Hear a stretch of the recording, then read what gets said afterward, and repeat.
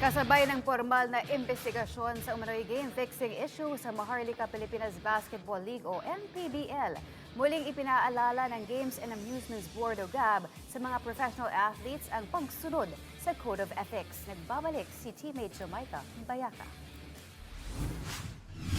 Matapos makumpleto ang initial investigation, naglabas ang Games and Amusements Board o GAB ng mga notice sa mga players at coaches na pinaghihinalaang sangkot upang magsumite ng kanilang paliwanag bago tuluyang isulong ang kaso. Nag-ugat ang investigasyon sa kontrobersyal na laro ng Bacolod Mascara at Bulacan Cuyas noong Hulyo kung saan lumutang ang mga aligasyon ng posibleng pamamanipula ng laro matapos ang mga kahinahinalang pangyayari sa loob ng laban. Bigong makapagtala ng kahit isang puntos ang Mascara sa huling halos 8 minuto ng laro bago tuluyang matalo sa 100-64. Nauna nang naglabas ng red cards ang MPBL at permanenteng pinagbawal sa liga ang mga sangkot na players at coaches ng Bacolod habang kinansela rin ang natitira nitong mga laro sa season bilang bahagi ng mga hakbang upang mapanatili ang integridad ng kompetisyon.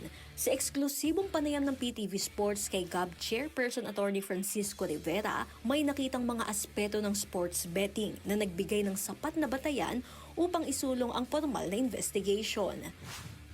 Initially, we see something unusual in this case. You see a team who's trailing, and yet you couldn't see a sense of urgency among all of them for them to catch up. That's why that serves basis for us to again proceed with a formal investigation. We're also investigating here aspects with respect to betting.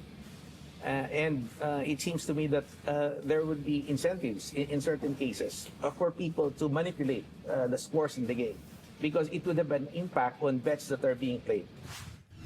Kung mapatutunayan ng mga paglabag, maaaring magpataw ang GAB ng mga parusang mula sa suspensyon hanggang lifetime ban depende sa bigat ng paglabag at mga ebidensyang makukuha. Binigyang diin din ni Rivera na ang Code of Ethics na ipinatupad ng GAB mahigit 7 dekada na ang nakalilipas ay dapat manatiling gabay sa bawat profesional na atleta sa pagpapakita ng katapatan at integridad sa kanilang laro. We adopted one. And before you're inducted or admitted as a professional player, you're obligated to study them and you're expected to live by this code. So now, if you want to discipline players, they would be held in accordance with their code of conduct. Dagdag pa ni Rivera, target nitong mapabilis ang pagproseso ng mga kasong may kaugnayan sa game manipulation upang agad na mapanagot ang sinumang mapatunayang lumabag. When betting was made possible in sports, there's now this economic incentive to affect or manipulate the outcome of games. That's why the regulators actually are trying to play catch up to these types of schemes. But again, we approach it in a systemic manner. As I mentioned earlier, we adopted the Code of Ethics for professional athletes. And number 2, we want to be fast in disposing of cases like this. Right. Because if there's certainty as to the outcome, if you commit a misconduct, then we believe that there will be deterrence. Those who are similar-minded might no longer proceed with their evil plan to manipulate games. Kasabay ng pag-uusad ng investigasyon, umaasa ang GAB na magiging babala ang kasong ito sa sinumang tangkang isakripisyo ang integridad ng sports para sa sariling interes. Jamaica Bayaka para sa Atletang Pilipino, para sa Bayan,